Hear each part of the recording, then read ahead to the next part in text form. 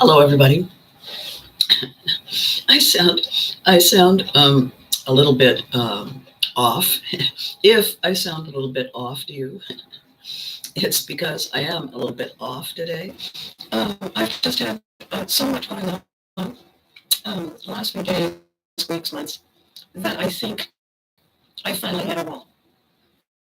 I was just talking to Billy, and I said, I feel like a wet noodle that hit a wall and doesn't have the energy to fall off. I'm just kind of float there. And whenever I get to a place like that, I lose my voice, and I end up sounding like a cross between Tallulah Bankhead and George Raft. If you have ever watched 1940s movies, you'll know what I'm talking about. And the events of the last few days have just continued to be interesting and unexpected. And when I saw in my memory feed on Facebook, when I saw that picture of mom, or at least Abby, dressed as mom, sitting on the bed in the kids' bedroom that you get that on television set, I thought, I was staring at that picture, and I said to myself, and I mentioned this on Facebook a few minutes ago. It is remarkable, really, when you think about it, the situations that Roger, our producer and head writer, put her in, the conversations that she had with any number of people, the children, with Les, with Barth, with whomever, the conversations that she had, most of the time, were not grounded in any kind of logic or normalcy, and yet she seemed to just carry on, sublime, not in her ignorance or indifference, but she didn't seem to be buffeted by any of it in a deeply troubled way. And and I was thinking, I was laughing because boy, am I exhausted. Billy, was listening to me a few minutes ago, and he said, "Oh, you sound like you need a rest." Yes, I know, I do. And in the tired moments when things are happening to you that are overwhelming, and there isn't just one of them. There's surprise, overwhelm, confusing, delicious, odd, one after the other. You kind of reach a place where you say, right, well, um, moving on, and you keep going. And what I was saying, yesterday uh, I had this experience yesterday. My girlfriend and I were about to cross a street, and suddenly, in the middle of the intersection, there's traffic. In the middle of the intersection, there's three people screaming and yelling, and if they'd had swords, they would have drawn them, and yelling and hurling insults. And uh, love the heart, Billy. Thank you. Um, every single thing that happened, these people suddenly out of nowhere doing whatever it was that they were doing, and the police car coming along, whoop, and everybody just continuing on about their business, except for this moment of craziness in the middle of the street. And my girlfriend and I, we were going that way. Oh no, we'll go this way, and we did. And I said, don't look back. That way madness lies. And we crossed the next corner, and we went to where we were going. And when I think about it later, if I hadn't just gone through months of what the hell just happened there, if I hadn't gone through that, I would probably have been shocked. I might have stopped. I certainly would have stayed out of the way, but I might have watched what was going on. No. Yesterday, come along then, linking arms, heading off to where we were meant to go. Get inside the building, which was our destination. Carol Hay sitting there waiting for us, holding a glass of wine. And she said, I was watching you and everything was normal. I look away for 1 second. I look back and you're in the middle of the War of 1812. What the hell was that? I said, I have no idea. Where's the waiter? We need wine. And she said, well, you certainly do. I've just called him. And so we sat down, and the waiter brought wine, and he said, I'm under orders that this is essential and immediate. And I said, she's right.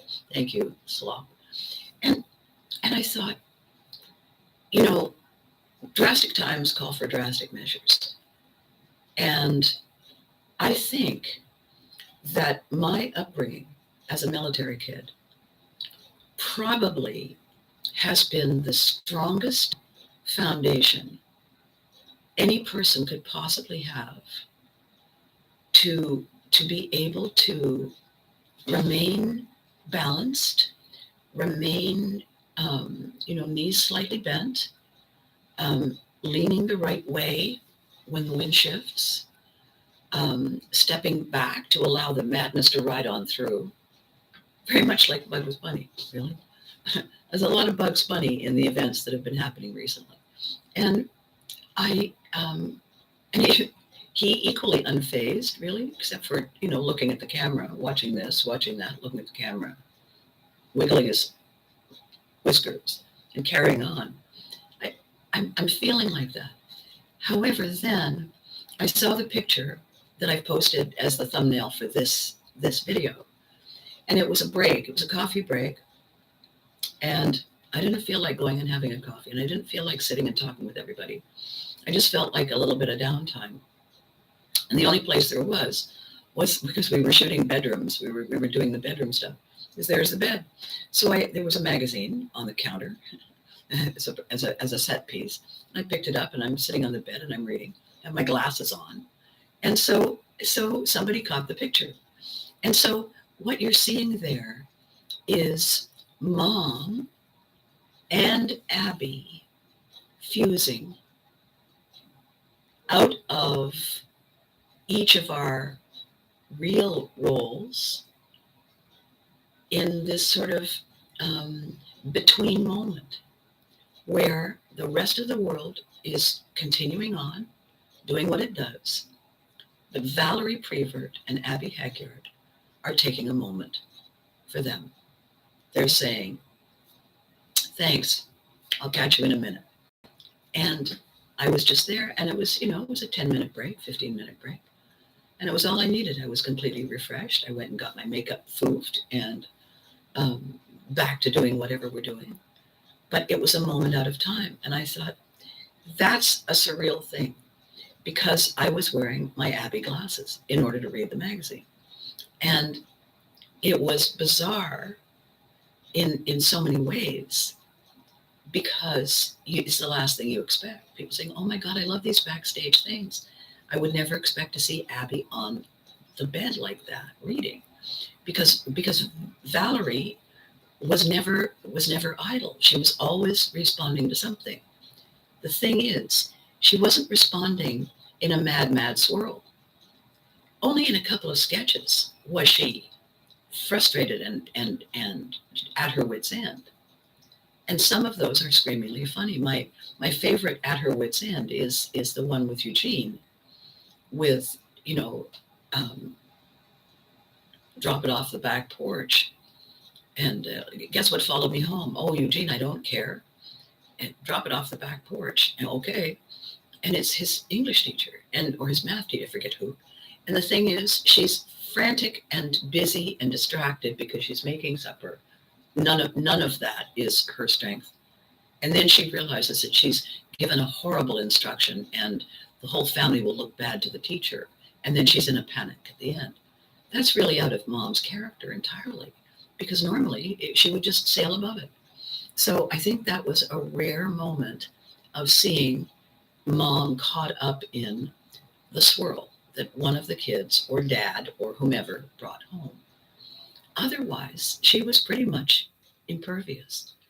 And not that I'm suggesting that we can automatically do that. I don't think any of us is really capable of just automatically saying, not mine to own. I think that we have to remind ourselves. And, when I look at the craziness that is out there waiting to be able to come in and just spin itself all over the place and mess up the joint. And as long as we say, no, I'm sorry, is nobody home here, call Monday. there is all kinds of room for it to spin itself all around us. We are the ones with the power to say, yeah, no, I don't think so. And you know what I was saying on the other video, this is part of what the later folder is for. You have written down in your later folder the things that matter. That's the goal of the later folder, is to keep safe the things that matter to you, so you don't obsess that you might forget them. All right, open the later folder. Anywhere in the later folder, does it say, forget that you're having a wonderful, lovely lunch with Carol and your other friend, and get involved in whatever the hell this is that's taking place in the middle of a snowy intersection? Is that what our day is supposed to be for? No? All right. It's not in the later folder. Moving right along, nothing to see here. And we stay true to our purpose. We stay fixed on our path. There's all kinds of things. Oh, what's over there? Oh, what's that? Shiny squirrel. All kinds of stuff that can distract us. And the thing is, did you not want to achieve your goal? Are you not keen to reach that place you've always wanted to be? Oh, you are? You are keen to be that wonderful new version of you? All right, then. You have to choose pointless distraction or yummy new path. You can't do both. You only get to do one. And this is, I think, especially now, it's March. It's the Ides of March tomorrow. Especially now, especially when, is it spring? No, it's snowing again. Is it spring? No, now it's sleet falling sideways. Okay, so now what? Well, make soup, put on a sweater, stay warm, stop looking out the window. It's the watched pot that never boils. Move on with the things that matter to you. That is your purpose. Move on with the things that mean everything to you. Stay focused on that. And stay focused on the gratitude you feel because there are people around you who are rooting for you. There are people around you who have the ability to say, here, let me hang on to that end for you. And you say, oh, wow, thanks.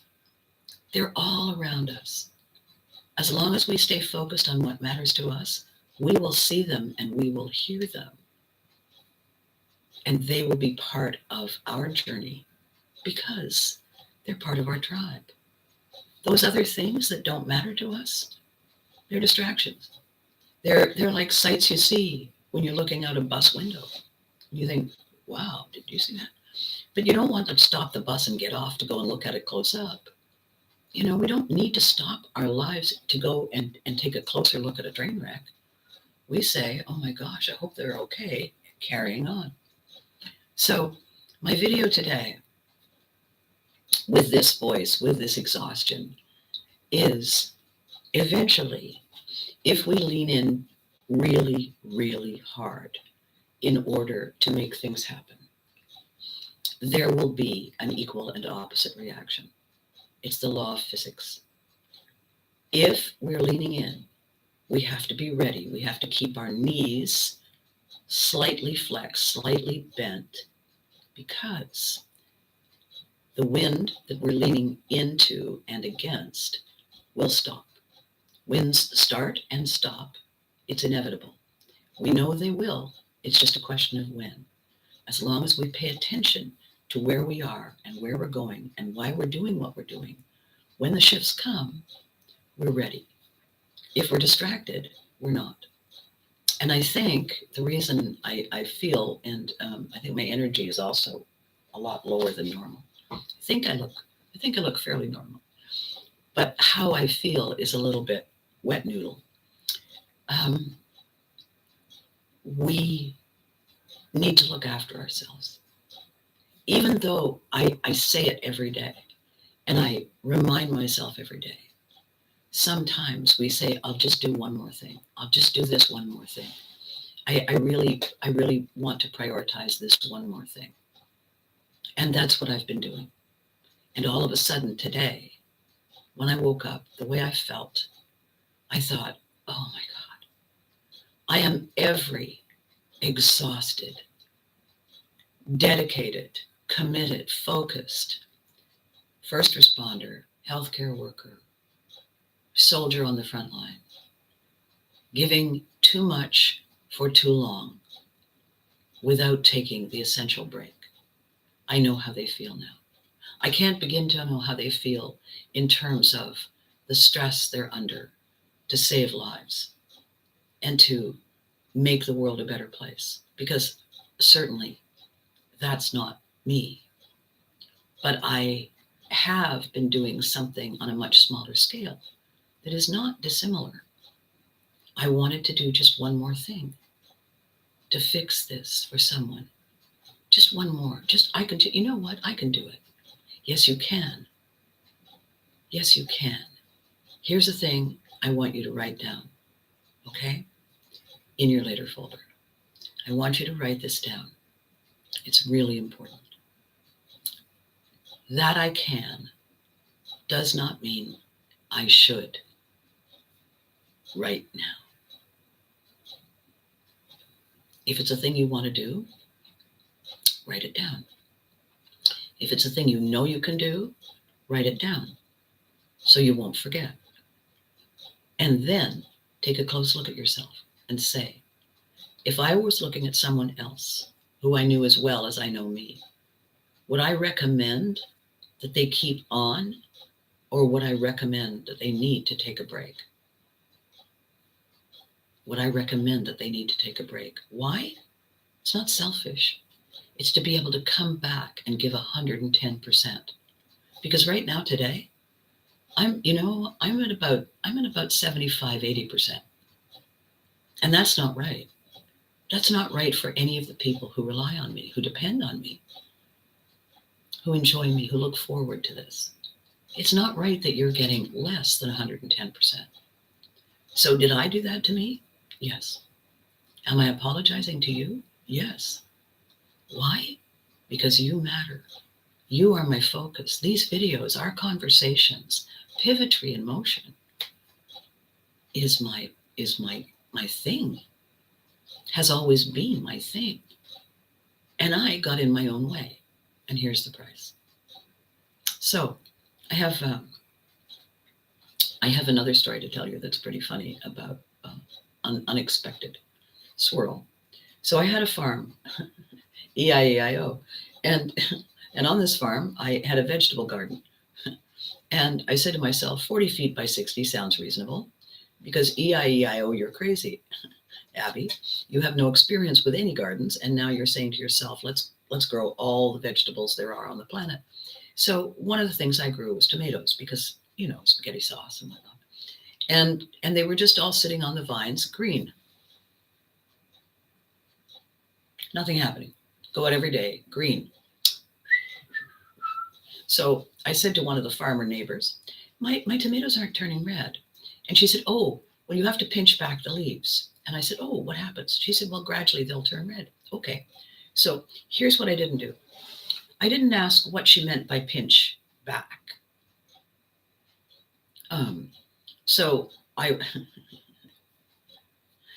They seem to be simple words, both of them single syllable in my native tongue. So I went out and I pinched back, in my version of this, all the leaves. In a sense, what I did was I removed all the leaves. So at the beginning of the exercise, there were green tomatoes with leaves on vines. And when the exercise was over, there were green tomatoes on vines with no leaves, leaflets, leafless tomatoes. And I thought, there, that's pinch back. There, stay green now.